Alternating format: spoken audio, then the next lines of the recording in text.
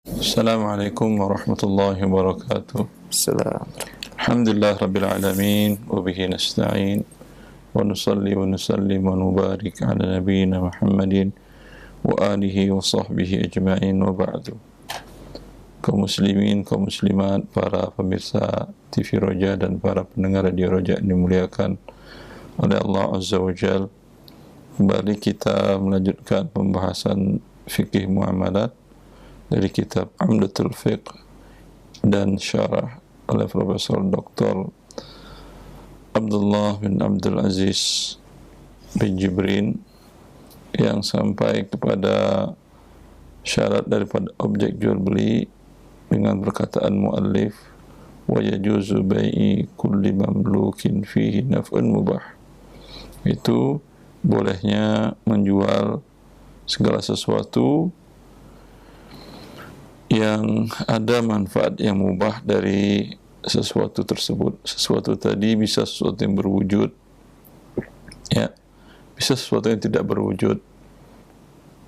Di antara yang tidak berwujud pada pertemuan yang lalu yaitu tentang hak cipta, ya, suatu hasil atau suatu produk.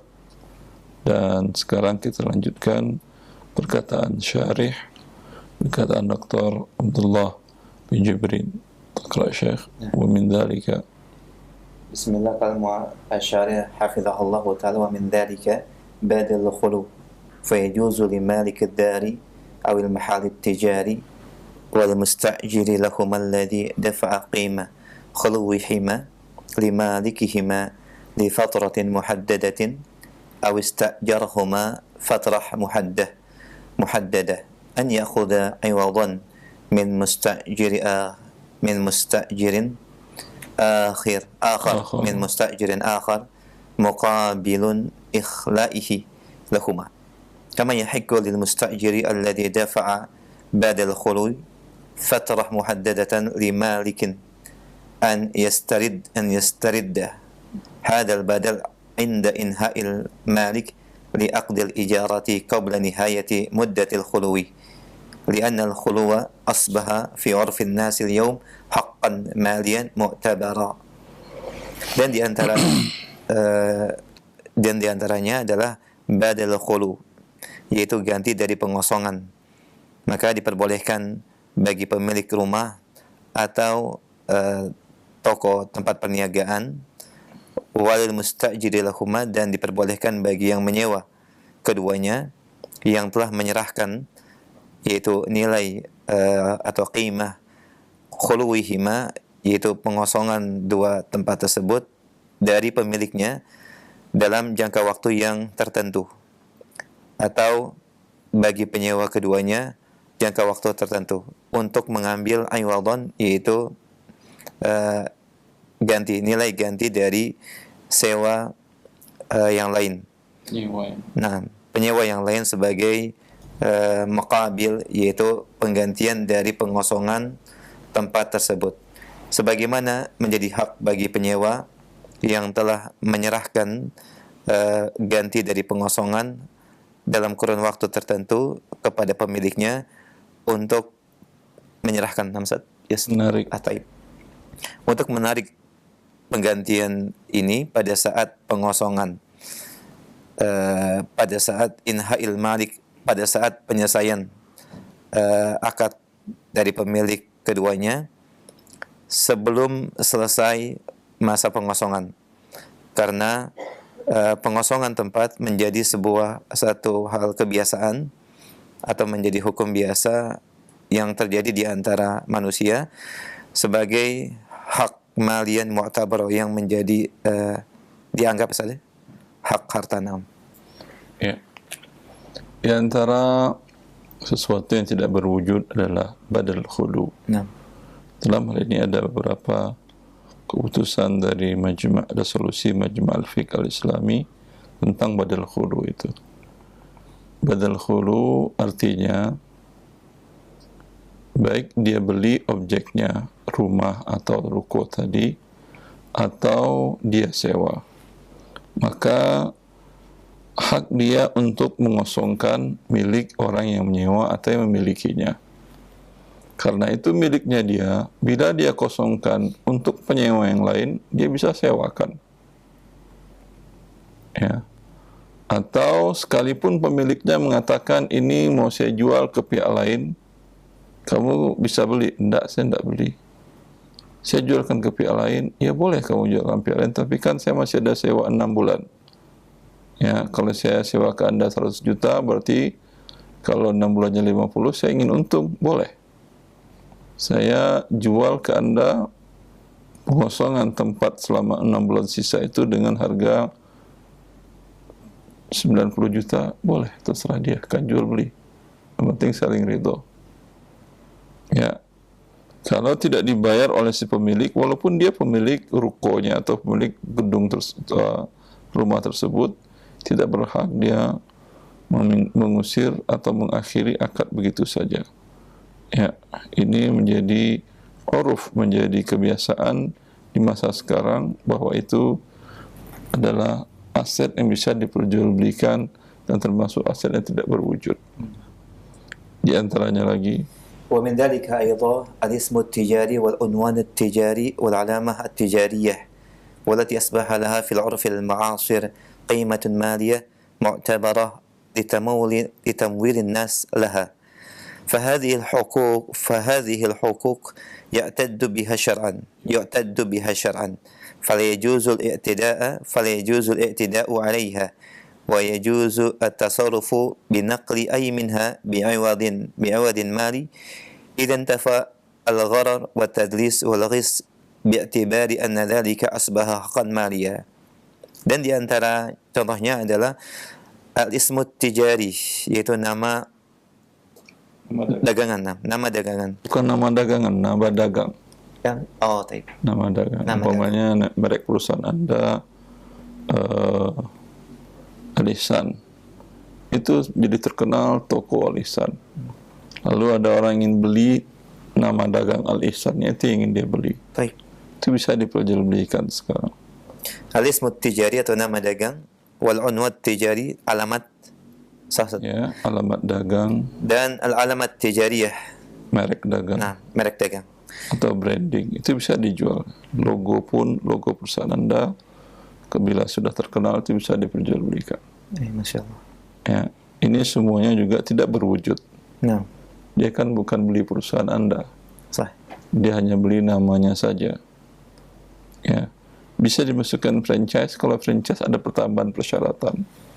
Tapi kalau dia hanya sekedar beli namanya saja, toko Al-Ihsan tadi sudah terkenal di Mekah, Madinah, menjual pakaian-pakaian muslimah bagus sekali, bagus. Lalu Anda ingin buka di Jakarta, tertulis di sana umpamanya toko Al-Ihsan cabang Madinah, cabang Mekah, boleh, tidak ada masalah. Yang Anda jual bukan tokonya, bukan pakainya, tetapi merek dagangnya, nama dagangnya, alamatnya. Walati asbaha laha fil urfil mu'asir qimatun maliyah, di mana sekarang pada masa kekinian menjadi sebuah qimah maliyah, yaitu nilai yang bernilai harta. Litamwilin nas, at-tamwil, Karena orang menjadikannya sebagai uang. nah, Banyak perusahaan-perusahaan startup itu tujuannya hanya agar namanya besar, setelah itu dia jual lepas. Masya Allah. Ya. Bukan tujuannya ingin menjadi perusahaan yang perusahaan yang settle, membesar, tidak. Hanya membesarkan suatu merek dagang. Setelah dia besar, merek dagangnya dia jual. Ya. Itu sekarang menjadi hak yang bisa diperjualbelikan. Ya. Maka ini menjadi hak yang dianggap secara syar'i, maka secara tidak syariat pun ini dianggap hak-hak ini dibolehkan diperjualbelikan. Ya, karena uruf dalam syariat itu merupakan dalil. Al-adatu muhakkamah, tapi dengan syarat adat itu merupakan rujukan hukum dengan syarat tidak ada dalam syariat yang melarangnya. Bila ada nas dari syariat yang melarangnya, adat tersebut, kebiasaan itu tidak bisa dijadikan rujukan hukum. Dan dia bisa menjelaskan sesuatu yang ada dasarnya pada syariat. Ya, sering para ulama mengatakan itu dianggap tertipu, harganya lebih tinggi, lebih rendah bila uruf. Berarti kalau uruf menjadi rujukan hukum, ini juga begitu. Dalam uruf dia menjadi harta. Karena orang-orang sudah memperjualbelikannya. Ya, dan uruf syaratnya bukan uruf fasid, bukan uruf yang bertentangan dengan syariat Allah Azza wa Jalla. Maka dia bisa menafsirkan makna Allah membolehkan jual beli dalam segala sesuatu. Apa aja sesuatu itu? Sesuatu namanya makan beras dan kurma, gandum, dan sesuatu yang dahulu tidak dianggap barang atau uang, sekarang dianggap barang dan uang. Manalah dulu orang menganggap kertas sama dengan uang. Sekarang kertas bisa dibuat rupiah jadi uang. Manalah pernah orang menganggap dulu angka-angka digital, ya, kode-kode tertentu bisa jadi uang.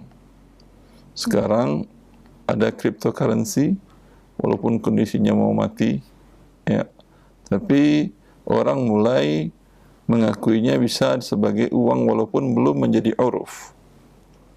Ya, belum menjadi uruf itu, kalau uruf yang bisa dijadikan rujukan itu uruf yang sudah semua orang mengakui. Kalau sekarang belum. Seperti cryptocurrency, kalau Anda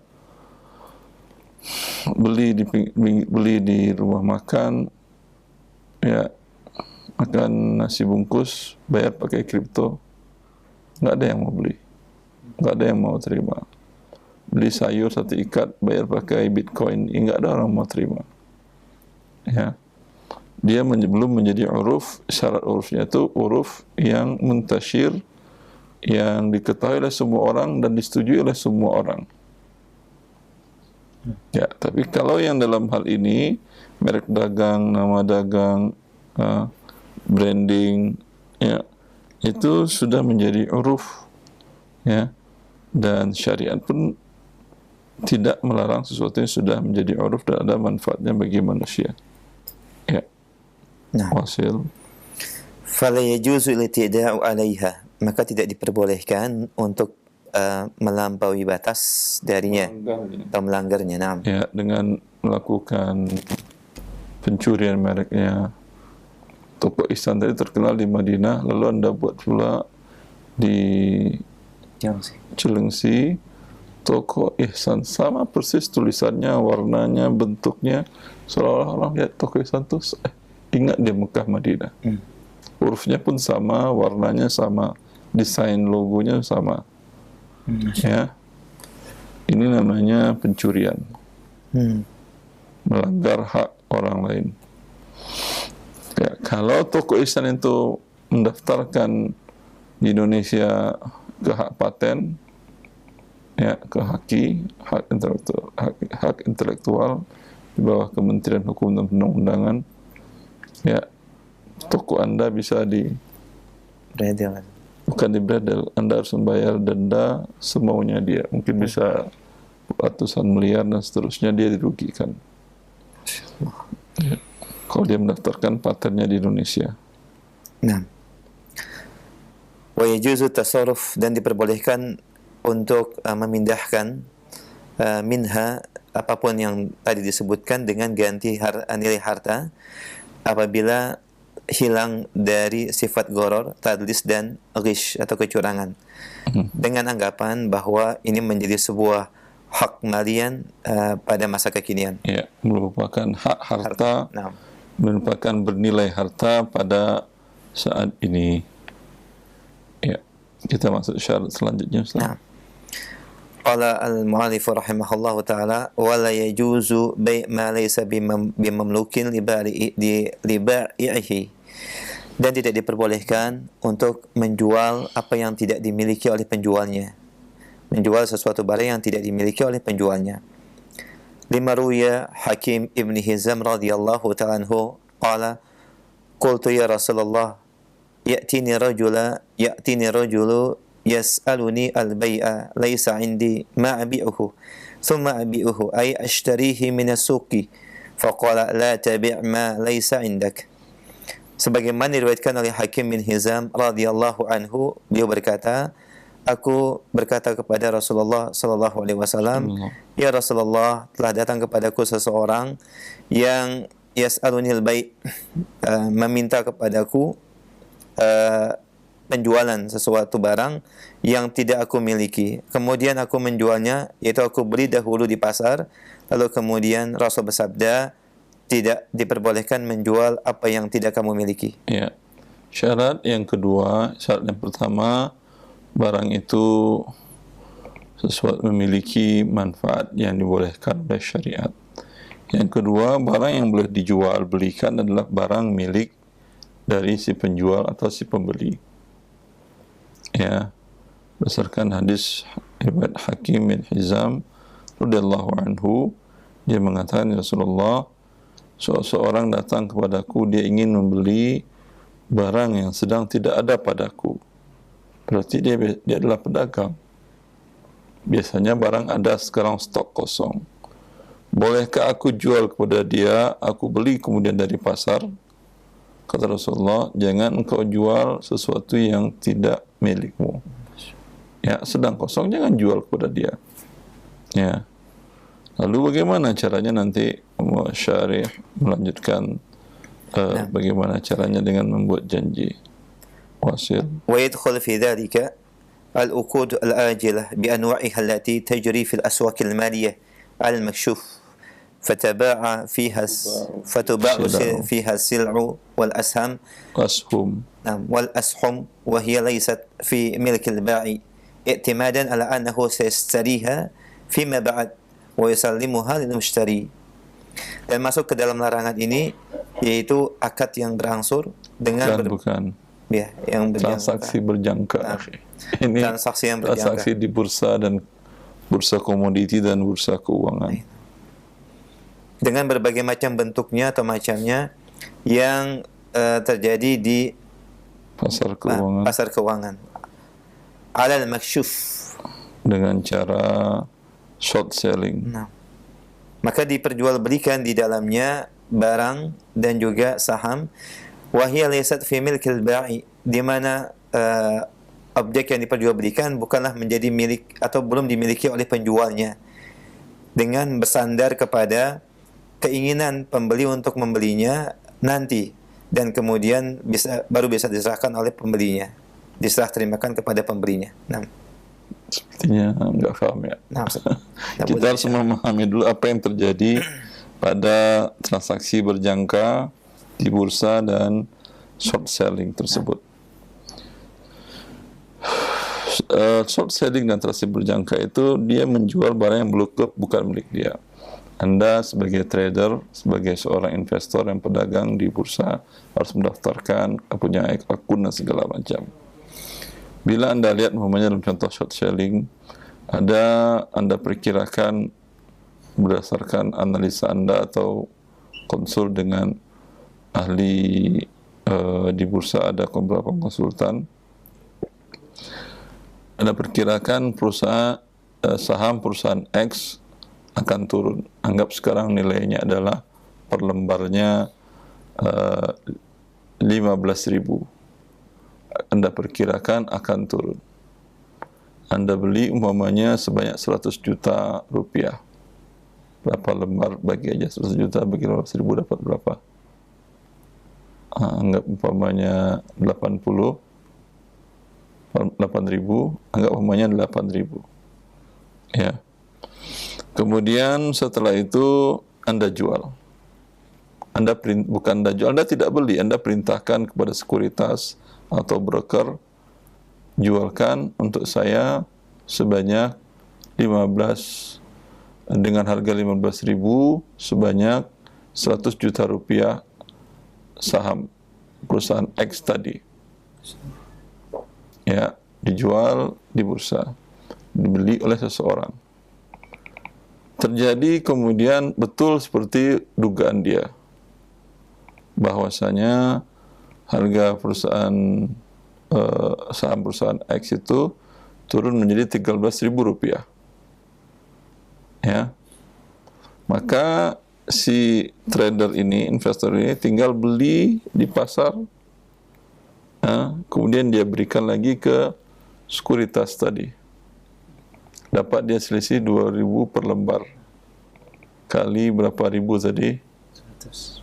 100 juta kan uangnya, berapa ribu lembar? 5.000. Kali 5.000 dapat 10 juta. 10 juta, tak ada uang, tak ada segala macam, hanya nyuruh barang ante jual. Dan itu barang yang di sekuritas juga bukan saham milik sekuritas juga.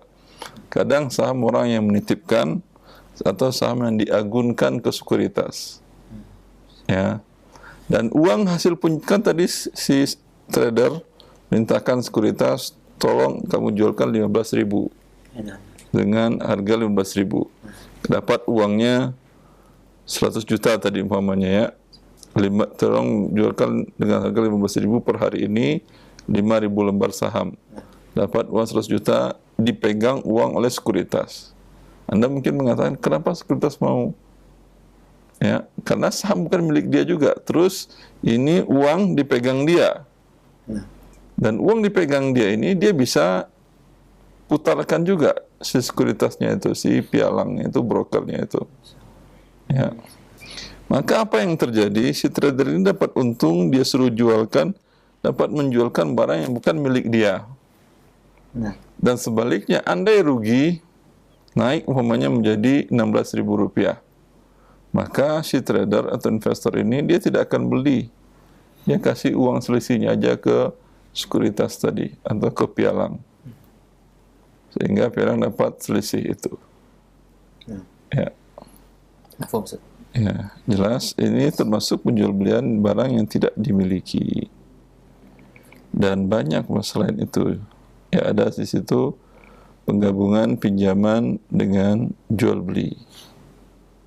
Ya, trader nggak akan mau meminjamkan itu, sekuritas pialang tidak akan mau meminjamkan itu untuk dijualkan atas nama trader, atas nama Anda, kecuali Anda akan pinjamkan uang itu kepada dia setelah dia jualkan. Bukan langsung Anda terima uangnya, enggak. Yang Anda terima nanti hanya selisihnya saja. Ya, hanya selisihnya saja. Maka ini ada penggabungan juga antara pinjaman dengan jual beli. Kemudian Anda juga bukan menjual barang Anda yang milik Anda, hanya nyuruh dia menjualkan barang dia, dan pun sebagian saham yang di sekuritas atau yang di pialang bukan milik dia juga semuanya. Sebagian orang yang menitipkan sahamnya seperti kasus yang tadi. Ada yang diagunkan sebelum kondisi kondisi penyelesaian. Seperti ini. Wa yadkhulu fi dzalika aidan ويدخل في ذلك أيضا ما تفعله بعض المصارف يعني البنوك الربوية البنك ربوية وبعض الشركات التي تبيع بالتقسيط حيث تقوم بإجراء العقد مع المشتري ببيعه سلعة معينة وهي لم تملكها بعد وهي لم تملكها بعد ثم تقوم بشرائها wa taslimiha lahu. Dan masuk ke dalam larangan ini apa yang dilakukan oleh sebagian bank ribawiyah dan lembaga-lembaga di sebagian negara seperti Indonesia. Ini juga dilakukan oleh beberapa lembaga keuangan syariah, di mana mereka menjual barang yang tidak mereka miliki. Subhanallah. Ya, hanya memerintahkan kepada nasabah untuk membeli, lalu dia bayarkan. Berarti dia kan tak beli. Yang bertransaksi adalah nasabah. Dia hanya membayarkan uangnya saja. Nalangin namanya. Ya, kalau nalangin dapat pertambahan, maka itu adalah riba juga. Selain dia menjual barang yang tidak dimilikinya, juga ada unsur ribanya. Lanjut. Dan sebagian perusahaan wa ba'du syarikati lati tabi' bitaqsid, dan sebagian lembaga keuangan yang menjual secara berjangka. Ya, ini biasanya perusahaan bank-bank itu punya leasing. Kalau di kita namanya leasing, anak-anak perusahaan yang jual beli kredit. Ya.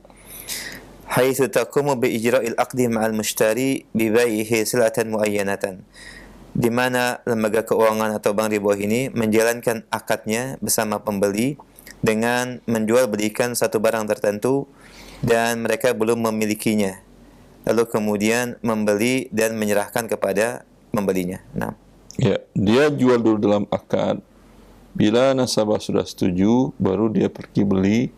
Ya, ini yang kalau di bank konven mungkin tidak ada, cuman anak perusahaannya ada seperti yang tadi itu, yang leasing, ya, atau finance mereka namakan juga. Maka setelah berakad, dia beli baru dia serahkan. Berarti dia menjual dahulu barang yang belum dimilikinya. Begitu juga kalau umpamanya bank syariah. Bila umpamanya dia bertanda-tangan berakad dengan nasabah menjual rumah X, mobil X, truk X, kemudian dibuat akad jual beli sudah tanda tangan, ya, lalu setelah itu baru bank syariah ini membeli objek dan diserahkannya kepada si nasabah. Berarti pada saat akad jual beli objek barang belum dimiliki oleh lembaga keuangan ini. Maka ini termasuk menjual barang yang belum dimiliki. Lanjut. Nah. Wal amsalatu sabiqah kulluha muharramah. Lakin yajuzu an yu'adda hadha alladhi ya'ida sah. Bima'na wa'ad. Ay naam. لكن يجوز أن يعيد هذا الذي يريد الشراء بالتقسيط هذا المصرف أو هذه الشركة بشراء سلعة معينة منها ثم تقوم بشرائها وقبضها ثم يجري العقد بعد الشراء والقبض ولا حرج في أن توكله الشركة أو المصرف في تولي إجراءات الشراء هذه السلعة ممن هي في ملكه. نعم. ثم تبيعها له بعد تمليكها لها wa ba'da qabdiha laha bi'aqdin jadidin. Dan permisalan yang tadi disebutkan maka semuanya adalah haram. Ya, yang mana aja yang haram? Yang terkait dengan kredit tadi. Yang tadi sudah jelas haramnya kan ya, menjual milikinya haram. Sekarang jual beli kredit dilakukan oleh bank konvensional atau finance-nya, dan sebagian lembaga keuangan syariah juga melakukan itu. Mungkin bank syariah, mungkin di bawahnya lagi BMT, mungkin lagi di bawahnya lagi koperasi syariah. Kadang mereka melakukan hal yang sama juga. Ini semuanya haram. Tapi bagaimana solusinya agar jadi halal? Akan tetapi diperbolehkan, yaitu an ya'ida hadzal ladzi yurid syira', yaitu seseorang yang ingin membeli, dia menjanjikan. Lembaga tadi menjanjikan barang yang ingin dibeli oleh nasabahnya dengan cara kredit. Ya, dia mengatakan dua-duanya berjanji, saya akan berjanji menjualkan kepada kamu. Si nasabah juga berjanji akan membeli, tidak diikat akad. Kalau sudah diikat akad, dibuatkan akta jual beli, maka itu berarti dan objek belum dibeli dan diterima oleh lembaga keuangan tadi, maka ini menjual barang yang belum dimiliki. Tapi kalau sekedar berjanji, ya, nasabah datang, saya ingin truk umpamanya mereknya ini segala macam. Oh ya udah, saya jual kepada truk mereknya ini, ya, perusahaan ini dan segala macam. Dibuat dengan rinci. Ya, silakan bayar DP. Ini yang tidak boleh. Tapi kalau nasabah datang, saya ingin truk spesifikasinya ini rincinya baru, disebutkannya bahwa perusahaannya apa, ya, lalu kata pihak lembaga keuangan lihatnya dan tentu sebelumnya dia pelajari kondisi kelayakan orang ini untuk diberikan pembiayaan, ya. Setelah dilihatnya itu semua, dia cek, oh ini harga perkiraan sekian, kami jual dengan margin kepada Anda nanti sekian, tapi sekarang tidak ada jual beli. Ini kami terima permohonan, kami cek dulu, kami beli dulu, kami terima dahulu, setelah itu kami panggil engkau. Kalau mau ingin berakad, kita berakad. Kalau tidak jadi, tentu tidak bisa kita lanjutkan. Ya, dan risiko kami yang nanggung. Lembaga keuangan kan gampang aja. Tidak mau tidak jadi nasabah ini beli, dia mungkin bisa kembalikan ke dealer atau showroomnya, atau dia besok akan bisa jual lagi dengan harga lebih tinggi ke nasabah yang lain. Ya, tidak perlu dia khawatir harus menanggung kerugian dan segala macam. Lanjut. Nah. Dan diperbolehkan akad seperti ini, yaitu memberikan janji kepada penjual atau pembeli dengan pembelian angsuran, dan kemudian lembaga keuangan melakukan pembelian dan juga menyerahkannya, kemudian dilakukan akad setelah dia beli dan dia terima. Dan tidak mengapa untuk mewakilkan, yaitu lembaga keuangan atau bank, kepada produsen tersebut. Bukan, kepada nasabahnya. Nasabah datang beli, kata dia, coba kamu pergi beli sana, cari yang bagus. Ya, kemudian dia beli semuanya, dia melakukan pembelian. Ya, tapi dia melakukan pembelian mimman hiya fi milkihi, harus atas nama lembaga keuangan. Kamu jika kami anggap jadi wakil, ini kami berbuat surat kuasa, belikan barang tersebut atas perusahaan keuangan kami ini. Ya, setelah itu bawa kemari. Selama ini risiko ditanggung oleh pihak yang mewakilkan, itu lembaga keuangan tadi. Setelah dia bawa, umpamanya truk tadi dia bawa ke lembaga keuangan tadi, ini truknya Pak, coba aja cek, dicek oleh pihak lembaga keuangan tadi cocok. Kamu pengen beli? Enggak. Dan dia, ya udah kalau enggak apa-apa, pergi sana. Ini kami yang ngurusinnya lagi. Ya. Kalau dia ternyata saya pengen beli, ya udah sekarang kita berakad. Bisa difahami saya kira. Mafhum. Baik. ثم تبيعها له بعد تملكها لها ويعيد قبضها لها وبعد قبضها لها بعقد جديد. Dengan akad yang baru dilakukan penjual belian dengan nasabah, bukan tadi dia surat kuasa beli, lalu habis itu nasabah nggak datang-datang lagi, tinggal bayar DP aja. Itu tidak boleh. Berarti tidak ada jual beli terjadi.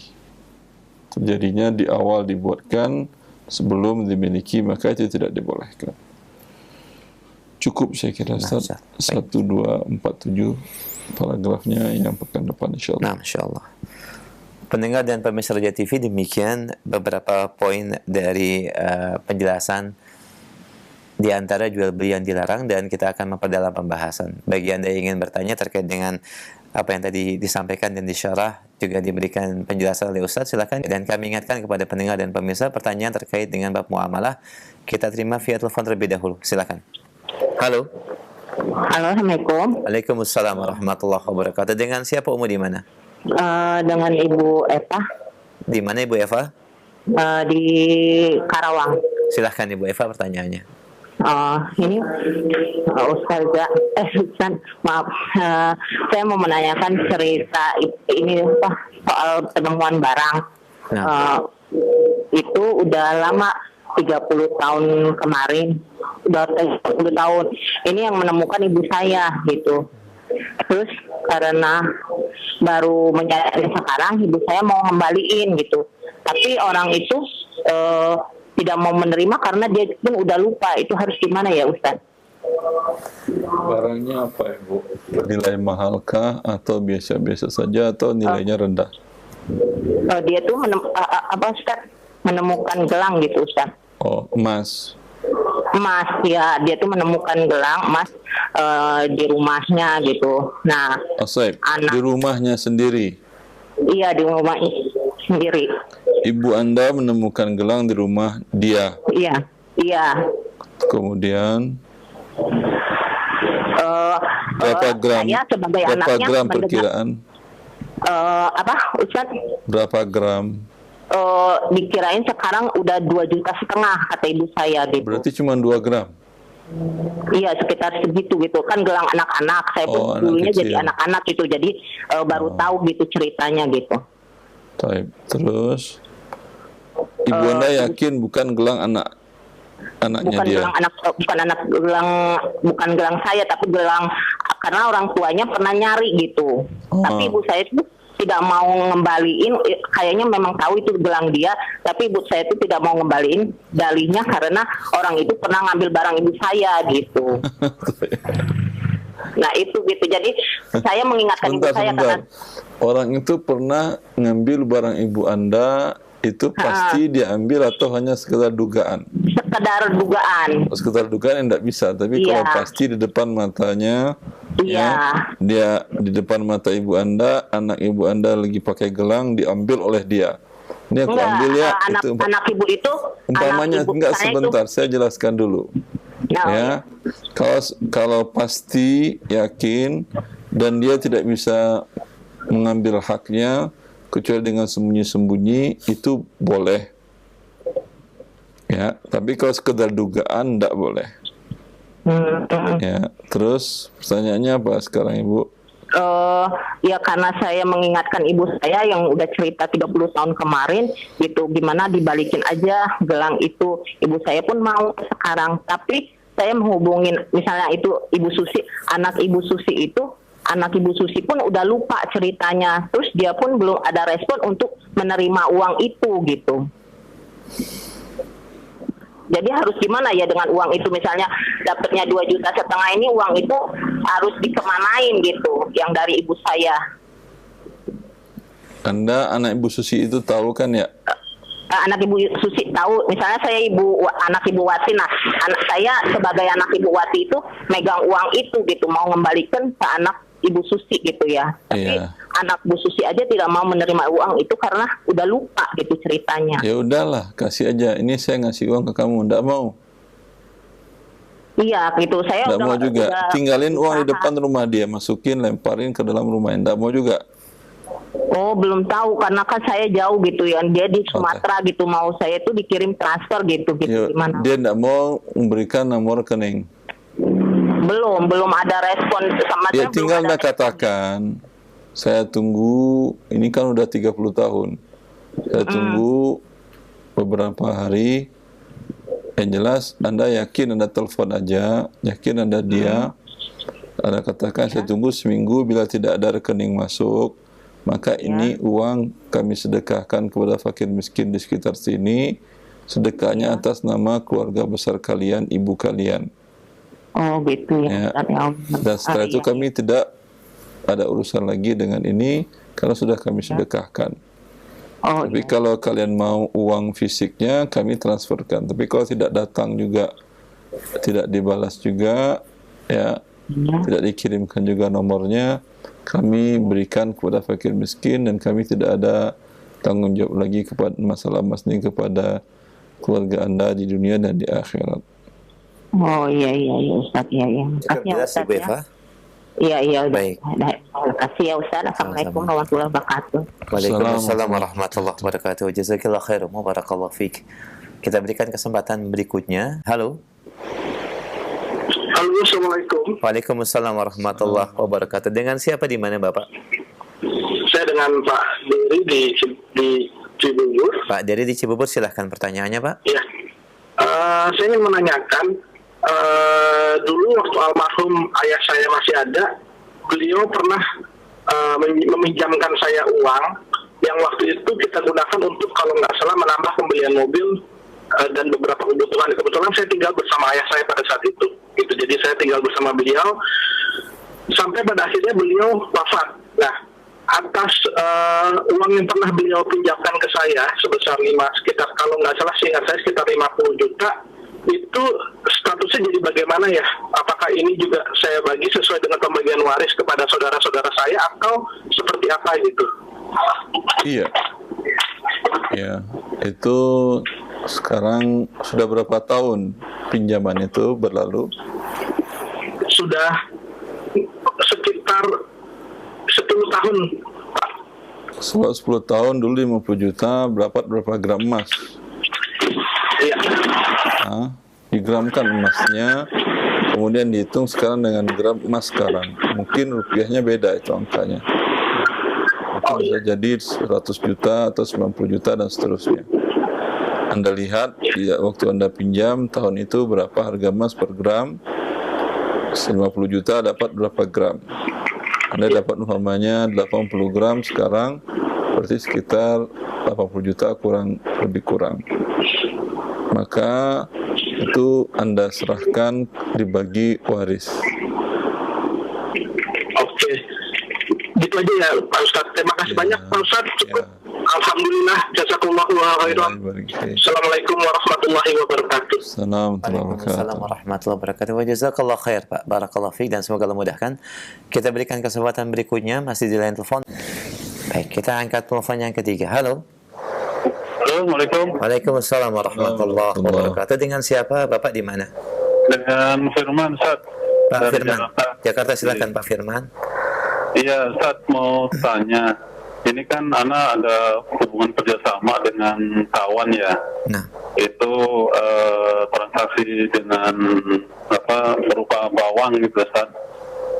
Nah, itu anak sebagai investor dengan perjanjian bagi keuntungan tuh 5% gitu.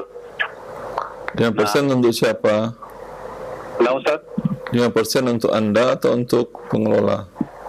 untuk saya, untuk anak sendiri, Ustaz. Investor. Ya, terus Sebentar, pelan-pelan. 5% dari apa? Dari uang yang Anda setorkan kah? Atau laba bersih? Atau dari omset? Atau dari apa?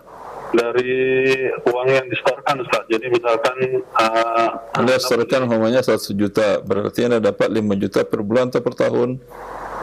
Tergantung dari penjualan, Ustaz. Jadi misalkan kata dia, Pak, ini ada bawang harganya 100 juta misalkan.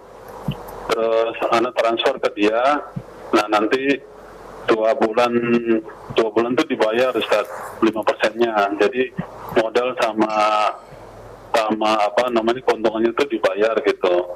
Ini namanya riba. Riba, Ustaz, ya? Iya, tidak boleh. Yang bolehnya per project boleh.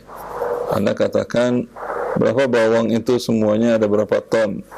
120 juta. Ya udah, ya ini saya store 120 juta untuk project bawang yang tadi.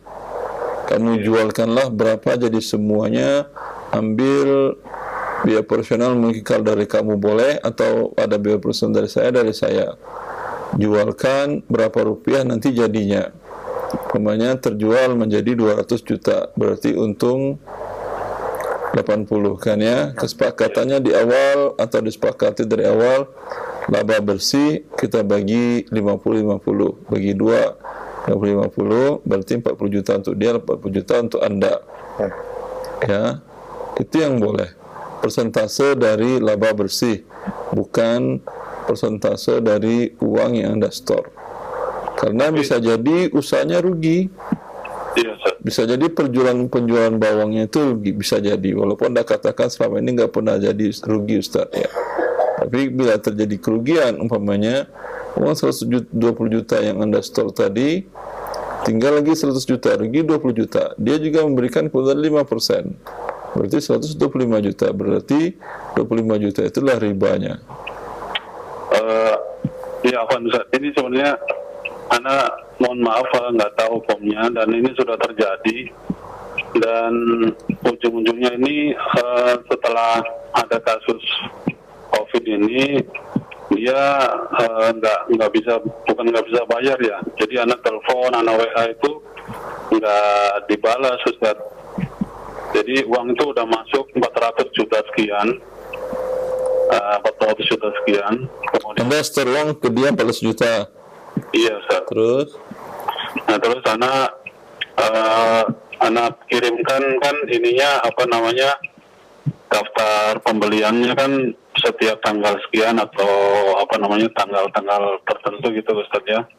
Jadi totalnya itu kan udah 400 juta, dan dari bulan Februari itu harusnya kan dibayar 2 bulan lagi tuh, bulan Maret April. Tapi sampai sekarang belum dibayar gitu, Ustaz. Itu udah masuk 400 juta. Pertanyaannya apa? pertanyaannya Ustaz, itu untuk kalau dia ini nggak bisa ditelepon, nggak bisa di WA, itu nggak mau ngobrol, itu gimana Ustaz ya? Apakah boleh jalur hukum atau gimana Ustaz? Ya, itu terserah Anda. Mau jalur hukum lebih baik, ya. Tapi yang halal yang Anda ambil dari dia hanya modal Anda saja. Iya Ustaz, nggak apa-apa. Ya, bukan nggak apa-apa, memang itu yang halal. Halalnya Ustaz ya. Karena akad Anda selama ini dengan dia riba. Iya. Ya, maka 5% sebelumnya itu yang diberikannya kepada Anda, ya anggap itu pembayaran dari sudah berapa lama Anda terima 5% itu. Dari awal Anda sampai sekarang itu, ya Anda keluarkan kalau Anda tidak tahu itu riba. Anda tahu nggak sebelumnya bahwa itu riba? Iya, nggak tahu Ustaz. Tidak tahu. Tidak tahu. Kalau tidak tahu, semoga Allah ampunin. Cuman yang sekarang, yang hak Anda cuma 400 juta saja. Baik. Sekarang kan udah tahu bahwa itu riba kan ya? Iya. Berarti hak Anda hanya 400 juta saja. Ambil caranya dengan ke jalur hukum, ke pengadilan, ke polisi, kemana aja. Iya. Ya. Baik Ustaz. Iya. Syukran. Allah barik. Assalamualaikum. Assalamualaikum warahmatullahi wabarakatuh. Jazakallah khair akhi, barakallahu fiik, dan semoga Allah mudahkan. Baik, kita berikan kesempatan berikutnya, masih di line telepon. Silakan. Halo. Iya, halo. Silakan, sudah masuk. Assalamualaikum warahmatullahi wabarakatuh. Dengan siapa di mana? Ana Abu Baki di Pekanbaru Zat. Silakan Abu Baki, silakan. Ahlan. Pertanyaannya silakan. Ana kan seorang supplier buah ke swalayan. Jadi buah Ana itu kan sebagian kulitnya kan rusak. Jadi Ana tutupi kulit itu supaya bisa lancar di solayan Ustaz. Apakah itu ada suatu kesalahan bagi Ustaz? Iya. Rasulullah SAW melewati pedagang yang di pasar Madinah. Lalu tangan beliau masukkan ke dalam onggokan gandum. Beliau dapatkan bagian bawahnya basah. Lalu Rasulullah mengatakan, "Ma hadza ya sahibat ta'am?" Qala asabahu sama'u ya Rasulullah. Ini apa yang kau jual ini? Ternyata Rasulullah mengingkari perbuatan si pedagang tadi dengan cara dia tutupin yang basah, yang jelek bagian bawah sehingga tidak kelihatan oleh para pembeli. Ya. Lalu si pedagang mengatakan, kena hujan ya Rasulullah. Lalu Rasulullah SAW mengatakan, "Ala ja'altahu fawq hatta yarahun nas." Kenapa yang jelek tadi, yang basah, tidak engkau naikkan ke atas sehingga orang-orang melihatnya? Ya, man ghasyana falaysa minna. Man ghasyana falaysa minna, kata Nabi SAW. Orang yang menipu kami kaum muslimin, ya, maka tidak termasuk bagian dari kami. Ya, ini menunjukkan dosanya besar. Karena Rasulullah menafikan orang yang melakukan ini bagian dari Rasulullah dan para sahabatnya. Ya, itu bagian dari menipu, tidak boleh. Bila Anda tahu cacatnya yang akan merubah harganya, pisahkan. Yang Anda tidak tahu, semoga dimaafkan Allah.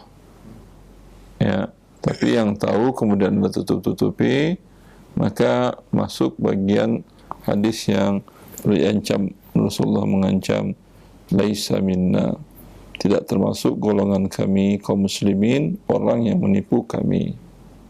Ya, semoga Anda bertobat kepada Allah Azza wa Jalla. Karena ini adalah kezaliman, tentu tidak bisa dengan sekedar bertobat saja kepada Allah. Konsekuensinya harus minta maaf kepada mereka. Kalau khawatir umpamanya akan bermasalah Anda di hadapan hukum dengan pihak-pihak yang selama ini membeli, ya Anda sedekahkan saja atas nama mereka. Ya, tapi kalau tidak, lebih baik Anda sampaikan, ya, ada begini-begini kasus sudah berapa kali itu terjadi, saya akan bayar kerugian kalian sekian rupiah. Kalau mereka mau, alhamdulillah. Tapi biasanya kalau bawahan tidak mau. Ya, ini urusannya tentu ke owner swalayan tadi atau toko tadi. Ke ownernya Anda urus. Atau baik minta diikhlaskan atau Anda bayar. Ya.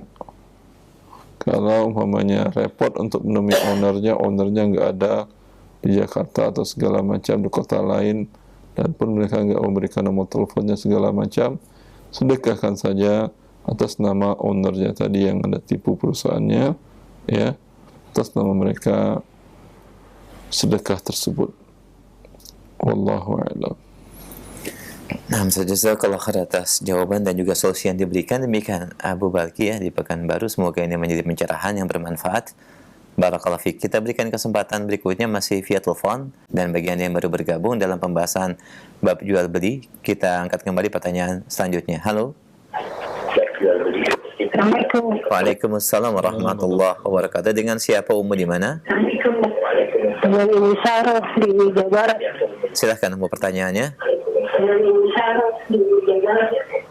Begini Ustaz, saya kan mohon maaf Ummu, dikecilkan dulu atau dimatikan volume suara radio atau televisinya, ada feedback biar lebih jelas suaranya. Iya. Baik, silakan. Begini Ustaz, saya mengalami kesulitan dalam pembagian warisan karena kan saudara-saudara saya tuh belum mau menerima gitu. Jadi kakak laki-laki pengen 2 bagian, sementara ada ponakan yang dia terhalang karena adanya anak laki-laki lainnya masih hidup, dia kekeh minta bagian juga gitu. Akhirnya masalah ini lama gitu belum selesai. Terus kami juga tinggalnya berjauhan, susah juga buat dikumpulinya tuh. Terus saya ingin menyerahkan masalah ini ke pihak desa, itu gimana Ustaz? Desa nggak ada Maksudnya urusan. saya hanya minta hak saya aja gitu. Desa tidak ada urusannya tentang warisan. Paling mereka memberikan rekomendasi, ya. Dan kalau desanya tidak mengerti hukum bagi waris secara syariat, notaris memang menyetujui apa yang direkomendasikan, dituliskan oleh pihak desa. Paham?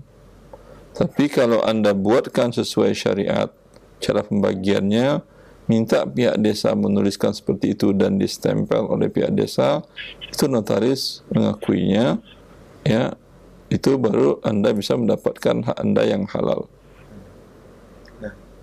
Terus saya ngomongnya gimana nih Ustaz ke pihak desanya? Ya, Anda buatkan dahulu, datang ke notaris juga nggak ada masalah, ya. Anda buatkan skemanya sesuai syariat. Ya, yang meninggal coba saya buatkan, nanti Anda bawa ini ke notaris, notaris akan mengakuinya. Beberapa kali jemaah bertanya, saya buatkan skemanya, pihak notaris mengatakan, ini saya buat skemanya Ustadz Fulan. Itu dia langsung buatkan surat pembagian haknya masing-masing. Kalau ada yang menolak gimana Ustaz? Saya ponakan laki-laki yang... Itu ketetapan notaris. Ada yang nolak, suruh dia yang maju ke pengadilan. Ya. Saya pernah nanya ke teman yang kerja di notaris, katanya kalau secara hukum negara dia masih dapat katanya. Anda kan baginya dengan syariat Islam, bukan hukum negara. Iya, tapi di desa saya tuh belum ada yang bagi secara syariat tuh. Jadi Desa Anda masih di bumi Allah atau bumi yang lain, Ibu? masih di bumi Allah. Ya, di bumi Allah ikut ketentuan Allah.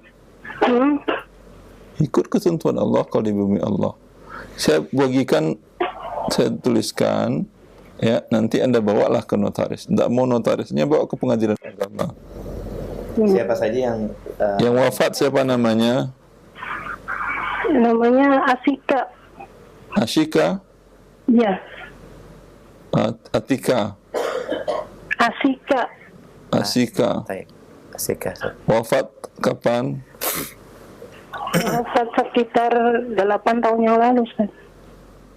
Tahun berapa itu 8 tahun yang lalu? 2016.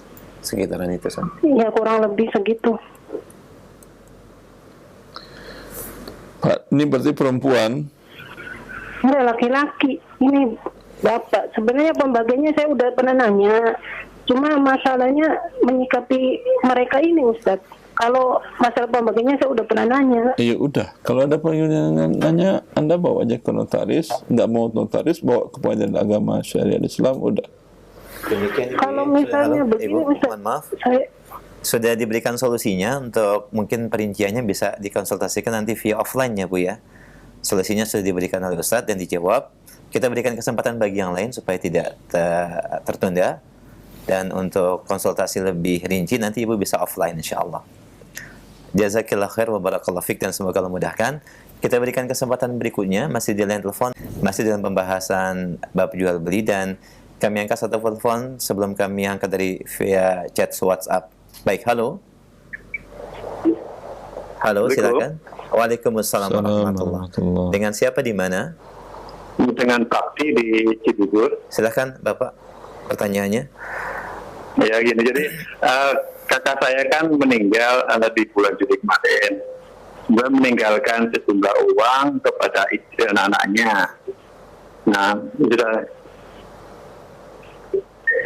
Nah, terus sama anak-anaknya dititipin sama ibunya uang itu, terus sama ibunya diinvestasikan di bulan Oktober, diinvestasikan ke penggemukan bulan kurban.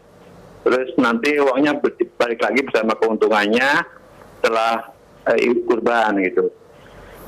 Nah, pertanyaannya yang pertama, uang itu apakah wajib di zakatnya tidak Ustaz?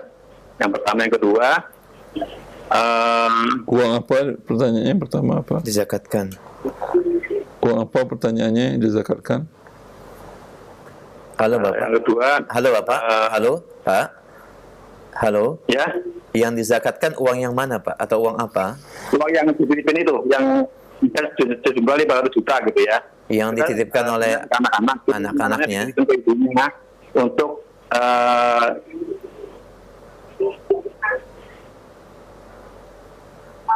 ya sama ibunya diinvestasikan. Ini uang milik berapa orang? 100 juta ini milik berapa orang? Membiayai hidup sehari-hari. Halo Pak, mohon disimak Bapak. Masih belum Halo. lulus sekolah. Halo Pak. Bapak masih sambil menyimak ya Pak? Masih menyimak pertanyaan disampaikan oleh Ustadz. Halo. Baik. Silakan Ustadz.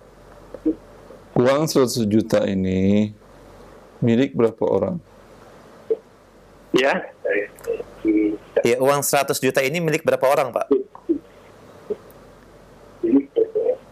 Milik 4 orang Ustaz. 4 orang berarti per kepala 25 juta?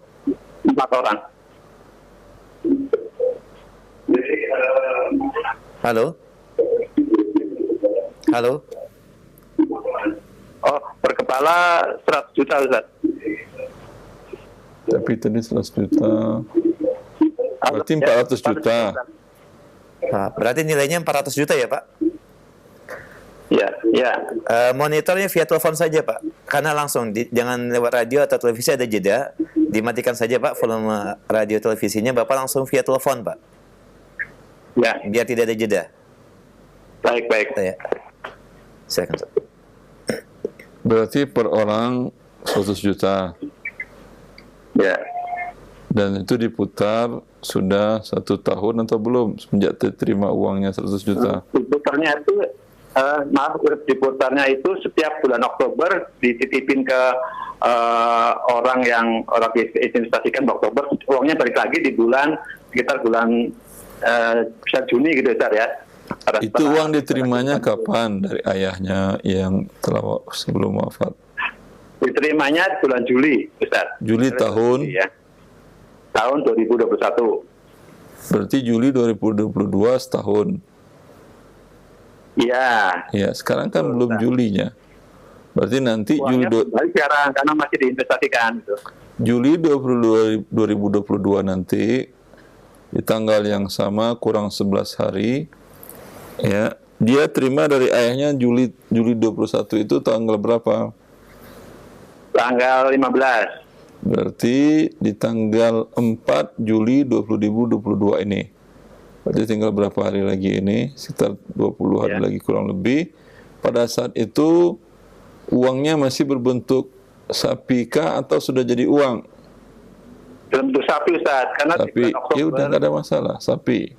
Ya, tapi bisa dinilai sapi itu berapa harganya per Juli itu? Per 4 Juli? Pokoknya 400 itu dititipin aja ke orang yang investasi gitu Ustaz pokoknya. Iya, kan sekarang diinvestasikan. Ditanyalah ke orangnya itu, ini sekarang berbentuk sapi atau berbentuk apa? Sapi kan? Sapi Ustaz. Iya udah, sapi. Nilai sapi itu berapa harganya per Juli tanggal 4? Oh iya. Dinilai ya. Oh. Nah, dinilai dengan nilai nominal uang ya. Anda panggil, Anda bawa ke pasar, atau dia pun ngerti terkadang. Para pedagang pun ngerti, ini kondisi umur sekian ini harganya sekian. Ya, anggap umpamanya di atas kertas nilainya 120 juta, maka masing-masing berzakat 120 juta kali 2,5%. Ya. Pertanyaan yang kedua, akhi, ada yang lain? Yang kedua, itu aja sih Ustaz. Baik, alhamdulillah, jazakallah khair. Titipan itu nggak apa-apa Ustaz ya. Uangnya yang harus dibagi titipan, artinya uang hasil usaha itu untuk membiayai kehidupan sehari-hari ibunya sama anaknya yang masih belum mandiri, Ustaz ya. Tapi per kepala 100 juta ya, tapi salah uangnya, ngapain lagi satu uang? Akan dirinci insyaallah pada jawaban berikutnya. Itu saja akhir pertanyaannya. Baik, akan disimpulkan oleh Ustaz insyaallah. Jazakallah khair. Ustaz. Baik. Kalau per kepala sudah dapat 100 juta, ya, masing-masing untuk kebutuhan hari-harian dari uang masing-masing lah. Nah. Ibunya dari haknya dia, waris dari suaminya, anak-anak dari hak waris orang tuanya tadi. Ya. Dan sesuai dengan kebutuhan mereka, kalau ibunya pegang, tidak ada masalah juga, dengan syarat bukan untuk hal yang merugikan anak itu. Kalau investasi kan nggak ada masalah, bagus. Tapi kalau ada anaknya minta beliin motor, padahal tidak terlalu membutuhkan motor. Nah. Bisa cukup dengan kendaraan umum, baik roda 2, roda 4, roda 3, ada di daerah situ, maka tidak boleh ibu memberikan motor untuk anaknya tersebut. Ya. Walaupun uang itu uang anak-anak masing-masing. Ya. Jazakallah khair, demikian akhi, barakallahu fik, dan ini semoga menjadi pencerahan buat apa yang antum tanyakan. Kami angkat selanjutnya dari pesan singkat atau WhatsApp. Assalamualaikum warahmatullahi wabarakatuh. Dari pendengar kita Ustadz, beliau bertanya, kalau saya investasi, yaitu suplai rutin pakan ternak dengan kesepakatan imbalan 1,8% dari nilai investasi, bagaimana hukumnya Ustadz? Di mana imbalan diberikan setiap bulan dan jangka waktu investasi 2 tahun. Ini riba dan judi gharar. Ya, ribanya karena uangnya tidak akan berkurang, hanya bertambah. Berarti nama akadnya pinjaman. Akad pinjaman bertambah namanya riba. Kemudian mengandung unsur judi, bisa jadi pertambahannya tinggi, bisa jadi kecil, bisa jadi yang satu yang mengelola tadi, yang pakan tadi, pengelolanya, dia tidak dapat apa-apa kalau ternyata rugi usahanya. Dia tetap memberikan keuntungan bagi si pihak investor tadi. Maka ini hukumnya haram. Yang halalnya, investor yang punya uang menyetorkan uang, kemudian laba bersihnya akan dibagi. Setelah ada kelebihan dari uang yang dia setorkan, disepakati berapa persen untuk pengelola, berapa persen untuk investor di awal. Bila terrealisasi laba sekian rupiah, itu yang dibagi sesuai dengan persentase yang disepakati di awal. Wallahu a'lam. Alhamdulillah, jazakallah khair Ustaz. Demikian pendengar yang bertanya. Barakallahu fiik. Kami angkat pertanyaan berikutnya dari pendengar kita. Assalamualaikum warahmatullahi wabarakatuh. Saya seorang pengusaha rumah makan. Kadang lauk pauknya habis, kadang ada sisa. Contoh ayam goreng hari ini ada sisa, Ustaz. Kemudian besok saya sambalkan lagi dengan sambal yang baru. Harga tetap sama dengan harga yang ayam yang baru karena makanan yang sisa itu masih layak untuk dimakan. Bagaimana hukumnya, Ustaz? Apakah berdosa atau tidak? Jazakallah khair. Layak untuk dimakan, ya. Untuk dijual tidak layak. Nah, kecuali Anda sampaikan, Anda pisahkan, ini ayam goreng tadi. Nah, ini ayam goreng kemarin, ini ayam goreng pagi ini. Nah. Ya, mau Anda jual lebih mahal yang kemarin, yang ini lebih murah, terserah Anda kalau ada yang mau beli. Ya, tapi ada sebagian masakan emang lebih enak yang kemarinnya. Umpamanya rendang semakin lama umpamanya dipanasin, dikeringin, semakin lebih enak daripada rendang yang baru. Beda-beda jenis masakan tersebut.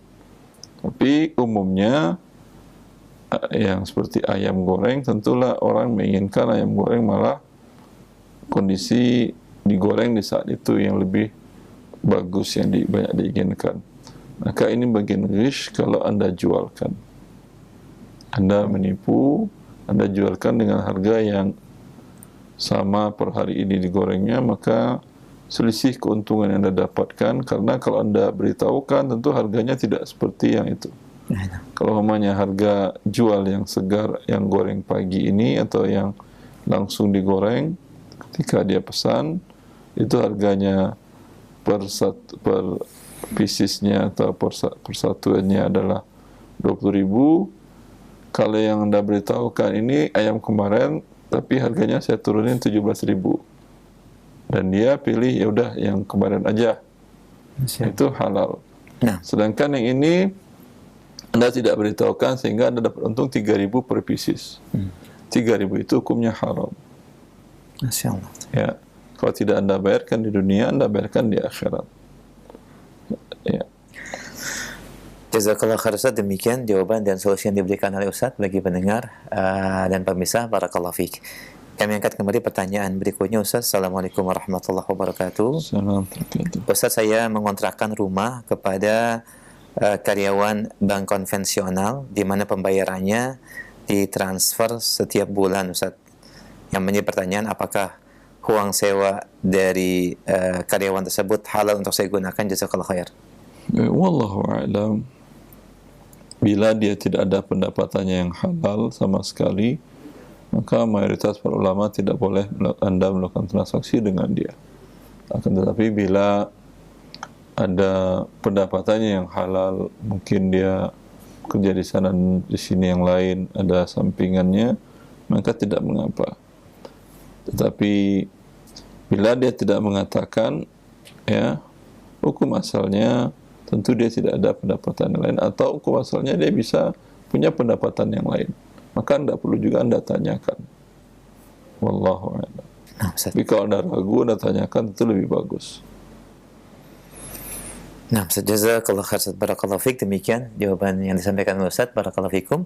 Kami angkat kembali pertanyaan berikutnya terkait dengan pembahasan di saat ini, Ustaz, banyak DKM masjid menebarkan flyer untuk penjualan sapi dan kambing, di mana memang sebagian DKM tidak memiliki sapi dan kambing tersebut, dan kemudian dicantumkan juga dalam flyer harga dan tidak tercantum secara terperinci berat baik kambing maupun sapi. Apakah donasi atau pembelian dari sapi kambing tersebut halal bagi DKM? Jazakallah khair. Itu yang kita bahas tadi. Bai' ma laysa indak, menjual barang yang tidak milik Anda atau milik badan seperti yayasan atau DKM tadi.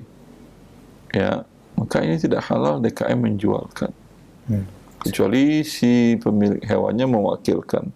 Tapi yang lebih baik seperti beberapa masjid yang lakukan, mereka punya lahan kosong sekitar masjid, mereka undang para pemasok hewan, ya mereka bawalah hewan mereka ke sana, ya yang mau beli silahkan beli, urusannya langsung dengan pemilik, dengan si pemasok. Masjid tinggal minta fee kepada pemasok. Kami menyediakan tempat untuk Anda, ya, membawa para pembeli, para jemaah, beri berapa fee untuk DKM masjid. Ya. Nah, Ustaz. Ya, umpamanya 10% atau 15% atau 7%. Sah. Ya. Dari setiap transaksi pembelian. Setelah itu, setelah dibeli oleh si yang ingin berkurban ya ingin kurban bawa sendiri oleh dia kemana, terserah dia. Kalau dia umpamanya ingin DKM masjid menyediakan jasa penyembelihan dan jasa pencacahan dan jasa pendistribusian kalau diinginkan, itu pun tidak ada masalah. Dia berbayar lagi. Nah, kan ini beda hal. Anda beli dari sini, Anda cacah ke sembelih dan cacah ke sini, itu bayar. nah. Ya, kalau DKM mengatakan tidak perlu bayar, tapi DKM mengambil dulu dagingnya, ini berarti dia mengambil si yang punya kurban, berarti membayar pakai daging. Iya, ini tentu tidak halal. Wah, ya, dia berikan dagingnya sebagai imbalannya, sebagaimana Rasulullah mengatakan tidak boleh bagi jazar, ya, bagian dari hewan tersebut, kecuali sebagai hadiah. Dia berikan upah, umpamanya berapa upah sekian, ya udah ini upah penuh. Kemudian setelah disembelih, sebagian diberikan oleh dia, dihadiahkan, tidak ada masalah. Karena sebagaimana dihadiahkan kepada yang lain boleh, kepada yang nyembelih, kepada ikut yang nyacah pun tidak ada masalah. Nah, Ustaz. Wallahu a'lam. Jazakallah khair, barakallahu fiik. Demikian pendengar yang bertanya dan solusi yang disampaikan oleh Ustaz, semoga bermanfaat. Khususnya para DKM, ya, barakallahu fiikum. Kami angkat kembali pertanyaan berikutnya terkait dengan zakat dari Ummu Abdillah di Jogja. Ustaz, saya memiliki pada tanggal 1 Ramadan 1443 harta kita sudah sampai nisab, Ustaz. Apabila sudah mencapai nisab, yaitu 85 gram emas, 1 Ramadan tahun depan kita masih senilai segitu, ini 85 gram emas logam mulia. Kemudian juga kita memiliki emas perhiasan yang disimpan saja dan uang 1 miliar di ATM, di mana perhiasan dan uang di ATM tersebut belum sampai haul. Pertanyaannya, apakah 1 Ramadan tahun berikutnya yang kita bayarkan adalah senilai emas saja 85 gram yang sudah sampai nisab dan haul, atau juga dengan harta yang lain yang belum sampai nisab, Ustaz? Pertanyaan yang kedua, kalau dibayarkan total keseluruhan harta, bukannya hanya mencapai nisab dan haul saja, apakah hikmah di baliknya? Jazakallahu khair. Allah barik fiik. Kalau Anda ingin membayarkannya yang hanya yang setahun, yang genap 1 tahun, maka tidak ada masalah, tapi akan Anda menjadi repot. Setiap masuk uangnya, ya, 100 juta, tanggal keberapa masuknya, masuk lagi uang 135 juta, tanggal berapa, untuk genap setahun, artinya setiap hari Anda akan cek, ini yang uang 100 juta dulu nih udah setahun, ini yang 3 tahun lalu masih di atas nisab uang lain pada tanggal sekian. Setiap hari itu adalah kerja Anda. Tapi untuk memudahkan cara menghitung, ya, walaupun belum genap 1 tahun, memajukan zakat sebelum temponya kan boleh. Ya, di Ramadan 1443, walaupun dapat 1 miliar 2 bulan sebelum Ramadan, keluarkan aja sekarang seluruhnya. Boleh mendahulukannya. Tapi kalau Anda ingin harta dikeluarkan pada waktunya, ya silahkan, tapi Anda akan repot sendiri. Adapun harta yang bertambah dari induknya itu tidak memiliki haul sendiri, dia mengikut haul induknya. Umpamanya dia terima hadiah dari suaminya uang sebanyak 100 juta, itu berarti sudah nisab pada 1 Ramadan. Dikembangkannya, dibisniskan, dagang,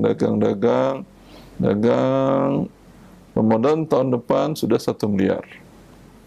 Ya, Yang haul yang genap 1 tahun kan adalah induknya, yaitu 100 juta.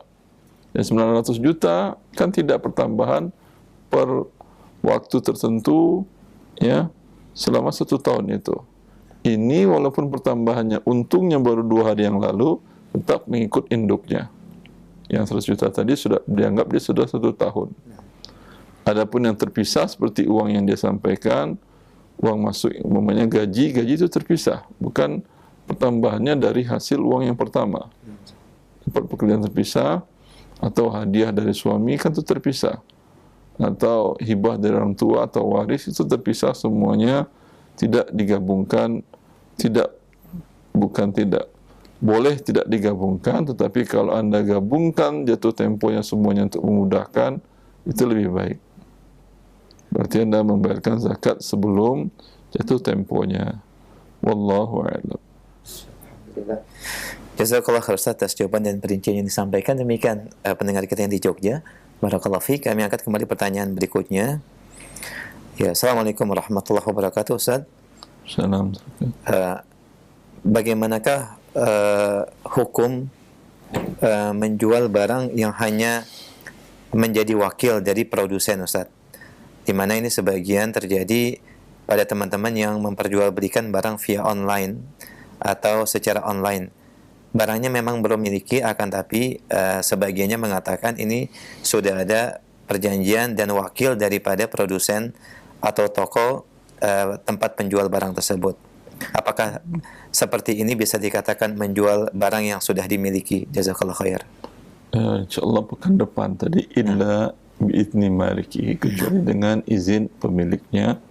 Besok pekan depan insyaAllah kita bahas seperti apa izin pemiliknya itu, ya. Bukan izin ya udah silakan kamu jualkan, ya, tapi ketika Anda tolong dong kirimin ke sana, oh bayar dulu, berarti itu bukan wakil, tapi jual beli. Cuma Anda diizinkan untuk menjualkannya, tetapi bukan akad wakalah. Maka ini pun tidak boleh Anda jualkan. Tapi kalau dia mengatakan ini barang silahkan bawa, ya, dari saya harganya sekian, terserah kau jual berapa saja. Jadi dikatakan oleh Ibn Abbas, bi'ahadha thawbi kadha fama fawqahu fahuwa laka. Jual, bila seorang mengatakan jual pakaian ini dari saya sekian, kelebihannya nanti itu ambil semuanya untuk kamu. Itu bagian wakalah. Ya, dan biasanya itu tentu antar orang yang saling dekat dan saling tahu. Kalau Anda suruh tolong kirim ke sini, tolong kirim ke sana, sudah 100 item, kemudian menghilang, terputus kontak, biasanya dia tidak akan mau kecuali ya ada jaminan atau orang yang untuk dia ketahuinya. Itu bisa. Kalau Anda harus bayar dahulu, berarti itu akan jual beli. Wallahu a'lam. Nah, jazakallah khair atas jawaban dan penjelasannya. Barakallahu fiik.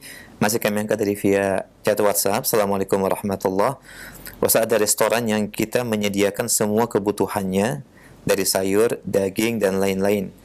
Ketika resto itu minta barang, kita baru belanjakan barang-barang yang dibutuhkan, Ustaz.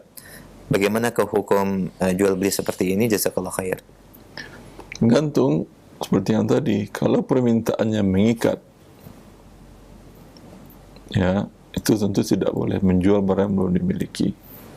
Tapi kalau sekedar pesan, permintaan, tidak ada akad harus dipenuhi dan pun tidak ada harga yang disepakati, ya, terjadi konsekuensi jual belinya setelah barang ada dan baru dijual dan baru bayar saat itu sesuai harga saat itu, tidak ada masalah. Seperti tadi. Ya, tidak ada kesepakatan, dia beli dulu, dia pesan barang A, B, C, D, F, G, segala macam. Lalu dia katakan, DP-nya dong. Kalau DP-nya tidak boleh. Karena kalau dengan Anda minta DP, berarti sudah terjadi jual beli, sedangkan barang belum milik Anda. Lalu Anda mengatakan, saya insya Allah akan beli, dan ini bukan akad, ya. Ini janji saja pesanan. Besok setelah ada, baru saya buatkan akad dengan kamu. Konsekuensinya apa? Bisa jadi kamu nggak jadi, nggak ada masalah. Rumah makan yang nggak jadi, nggak ada masalah. Pokoknya rumah makan dapat harga yang lebih bagus dari yang lain, diambil dari yang lain pun nggak ada masalah. Atau si suppliernya pun mengatakan, nggak bisa, saya belinya barang terlalu mahal sekarang. Ya, nggak masuk, kata dia. Kamu beli aja lah langsung ke pasar. Ya, umpamanya. Allahu a'lam.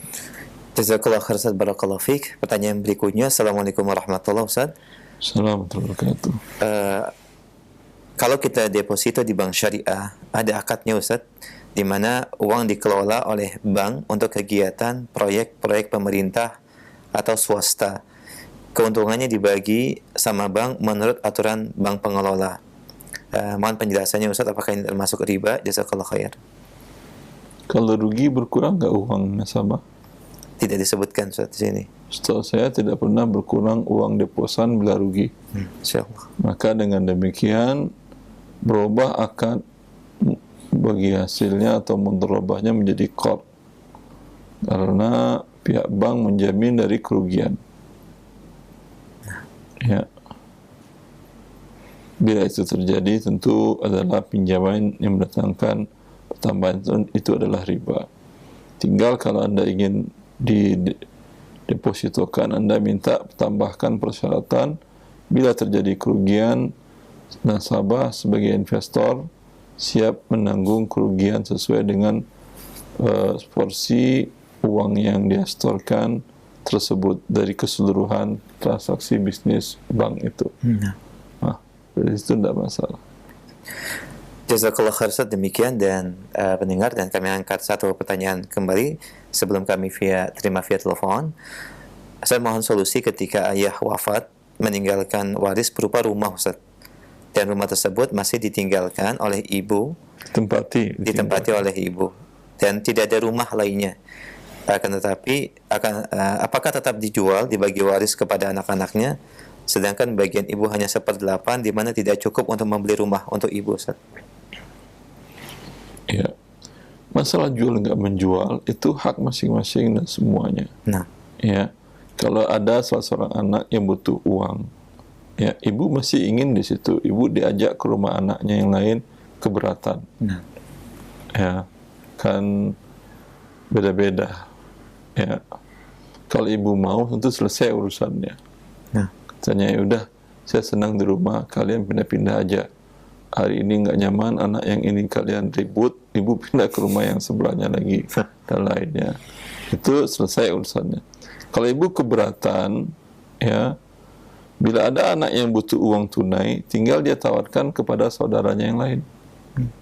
Saya butuh uang tunai, kita nilai rumah sekarang waris itu berapa, ya, tolong kamu bayarin.